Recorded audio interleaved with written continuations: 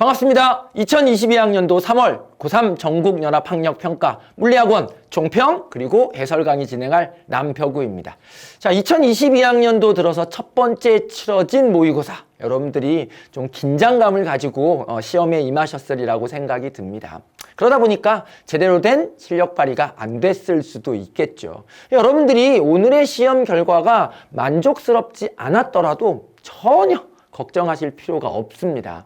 왜냐? 우리는 이제 시작입니다. 이제 첫 번째 모의고사가 치러진 거예요. 앞으로 4월, 6월, 7월, 9월, 10월 그리고 수능입니다.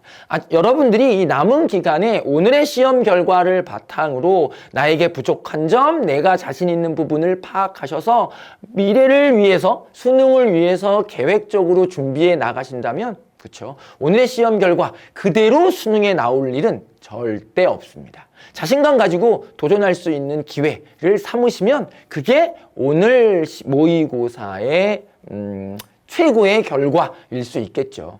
설령 혹시라도 여러분들이 모의고사 오늘 치러진 이 학력평가를 매우 잘 봤다면 그 역시도 여러분들이 자만하시면 안 됩니다. 오늘의 난이도가 그대로 수능 난이도로 이어질 것이다 라고 또 생각하시면 안 되거든요.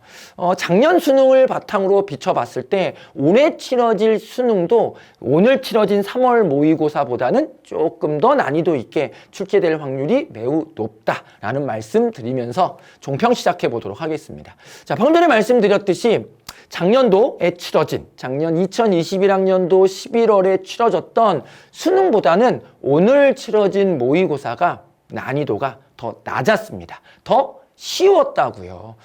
많은 사람들이 올해 치러진 2022학년도 11월에 치러질 수능 문제는 작년 수능과 같은 난이도를 유지할 것이다 라고 생각을 하고 있습니다. 그래서 오늘 치러진 이 모의고사의 난이도 그대로 수능에서 출제될 것이다 라는 생각은 좀 버리시고요. 여러분들이 난이도가 조금 더 높게 나온다면 나는 어떻게 대비할 것인가에 대해서 앞으로 남은 기간 좀 준비해 나가시면 좋을 것 같습니다.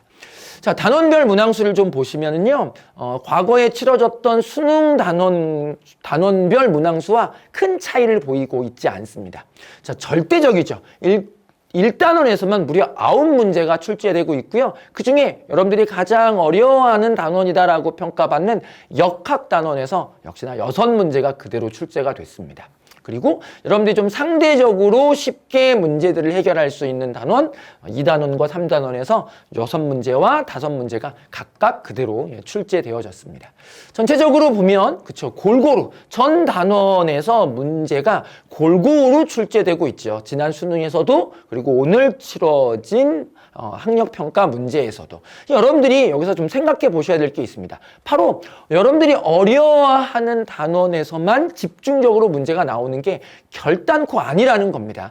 1단원에서도 여러분들이 좀 쉽게 문제를 해결할 수 있는 핵변환 관련돼 있는 문제는 늘 나오고 있고요. 그리고 2단원, 3단원 역시도 쉽게 출제되는 영역들의 문제들이 상당수 그대로 그 단원, 그 유형 그대로 출제되어지고 있구나라는 것을 여러분들이 판단해 볼 수 있죠. 그래서 이 역학만 보고 문제가 너무 어려워, 나랑은 물리가 안 맞는 것 같아, 이런 판단을 하실 필요가 없다고요. 상대적으로 쉽게 해결할 수 있는 단원도 있고요. 그 단원의 문제들이 끊임없이 출제되어지고 있기 때문에 기본적으로 쉽게 출제되어지는 단원들을 충실히 공부해서 바닥을 다지시고, 그리고 그 위에, 그렇죠, 어렵게 출제되어지는 소단원들을 집중적으로 파고 들으셔서 고득점을 위한 준비를 하시면 됩니다.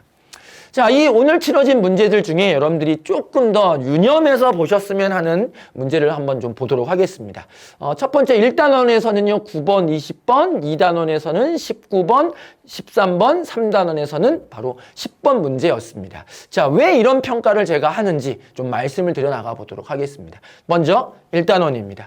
운동량 보존 관련되어 있는 문제가요, 최근 유형에 보시면 두 물체 사이의 거리 관계를 이용해서 속도를 거를 판단할 수 있는 자료를 주고 있습니다. 그래서 단순하게 운동량 보존 법칙 공식만 가지고 그것만 알아서 문제를 해결할 수 있는 게 아니라 바로 두 물체 사이의 거리가 어떻게 변화되는지, 그 거리 변화가 어떠한 요소로 작용할 수 있는지를 여러분들이 판단하실 수 있어야 됩니다. 그래서 두 물체 사이의 거리 관계는요, 우리가 상대 속도, 서로를 바라보는 속도로 표현할 수 있고요. 그 상대 속도를 이용해서 물체의 실제 속도를 알아내고 그 속도 값을 가지고 운동량 보존 법칙에 적용하는 유형이 등장을 하고 있습니다. 이 유형이 그대로 3월 모평에서도 3월 학평에서도 그대로 출제되어졌죠. 그래서 이 유형 여러분들이 눈여겨보셔야만 합니다. 이 유형은 올해 치러질 모의고사에서도 꽤나 많이 등장할 거라고 예상되어지고 있고요. 그 유형이 수능까지도 이어지지 않을까라고 지금 판단을 하고 있습니다.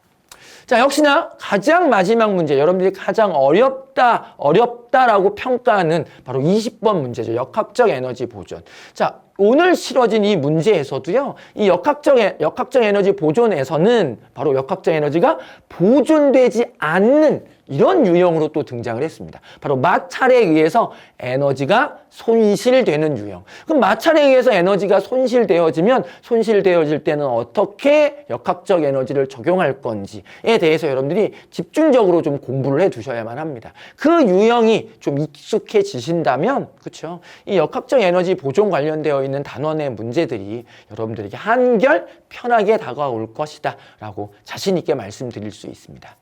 자, 이런 문제가 있는 게 이런 문제, 어려운 문제만 있는 게 아니죠. 자, 여러 가지 운동을 분류하는 거고요. 굉장히 간단하게 문제를 해결할 수 있습니다. 지난 수능에서는 출제되어지진 않았지만 여러분들이 모평 그리고 그 전 수능 문제에서도 출제되어졌던 내용이기 때문에 바로 이 유형 간단하게 풀 수 있는 유형도 1단원에서 등장을 하고 있고요. 아까도 말씀드렸듯이 핵변환 문제, 그렇죠? 2번을 차지하고 있습니다. 수능에서도 그리고 오늘 치러진 학평에서도 2번을 차지하고 있었던 이 핵변환 문제 역시도 여러분들이 쉽게 해결할 수 있는 내용입니다.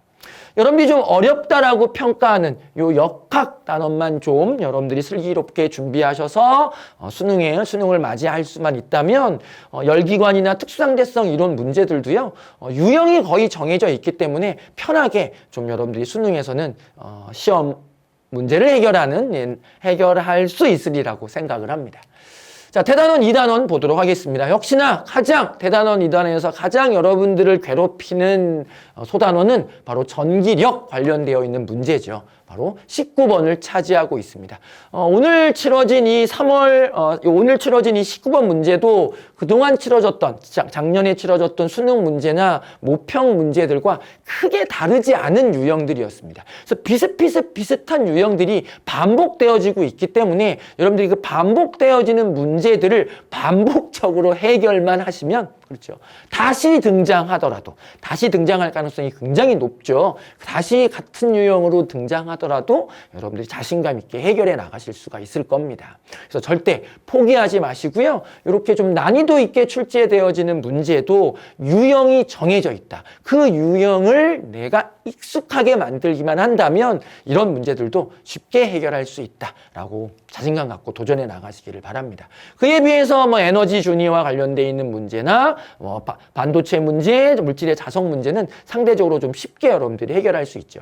근데 여기서 여러분들이 또 한 가지 제가 체크는 안 해두셨지만 조금 더 관심 있게 보셔야 되는 단원이 바로 전류에 의한 자기장입니다. 오늘 치러진 학평에서는 이 전류에 의한 자기장 문제가 상대적으로 좀 쉽게 출제됐어요. 그런데 이게 최근에 굉장히 까다롭게 출제되어지는 경향이 있습니다. 작년 수능에서도 그랬고요. 작년 치러진 9월 모평, 6월 모평에서도 마찬가지였습니다. 그래서 오늘 치러진 이 전류에 의한 자기장 문제 수준에서 조금 더 높은 수준으로 수능에서 출제될 수 있다라는 생각을 갖고 여러분들이 준비를 하셔야 수능에서 좀 어렵게 나오더라도 당황하지 않고 준비한 내용을 바탕으로 시험 문제를 해결할 수가 있겠죠. 그렇죠? 또 한 가지 이 전자기 유도도요. 여러분들이 3월 모평에서는 그래도 조금 어렵게 출제된 내용이라고 평가할 수 있습니다. 왜냐하면 자기선속이라는 내용을 여러분들이 정확히 알고 있어야만 문제를 접근할 수 있었거든요. 그래서 이 3월 학평 문제를 바탕으로 자기선속은 뭔가, 자기선속을 바탕으로 전자기 유도 현상을 설명하는 방법은 어떤 건지를 좀 정확하게 익혀두시기를 바랍니다.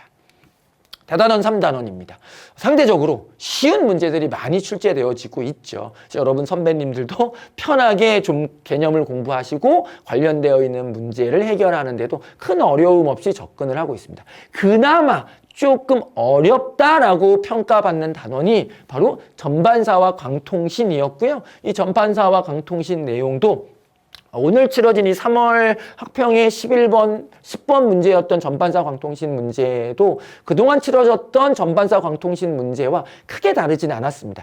약간의 고민거리, 생각거리를 던져주는 문항이 하나 있었던 거죠. 그런데 역시나 이게 3단원 중에 그나마 어려운 거지 전체적으로 보면은 절대 어려운 문제가 아닙니다. 왜냐하면 여러분들이 이 전반사와 관련되어 있는 개념을 정확히 익히시기만 한다면 그냥 대입만 하면 끝나는 거거든요. 이거 막 머리 굴리고 이러는 내용이 아닙니다. 그래서 여러분들이 이 전반사와 강통신 관련되어 있는 단원도 준비, 개념을 정확히 익혀두시기만 한다면 쉽게 해결할 수 있다.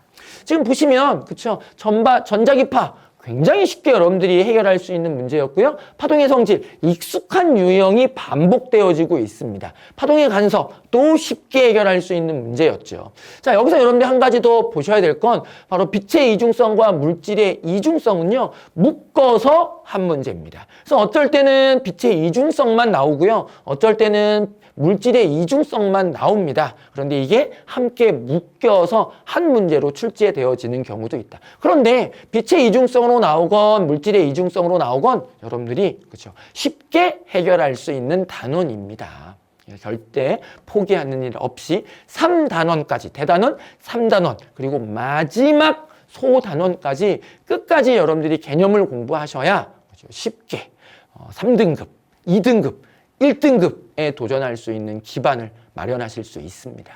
자, 오늘 치러진 이 모의고사의 결과에 너무 연연해 하실 필요 없다라는 말씀, 거듭 말씀드리고요. 이제 시작입니다.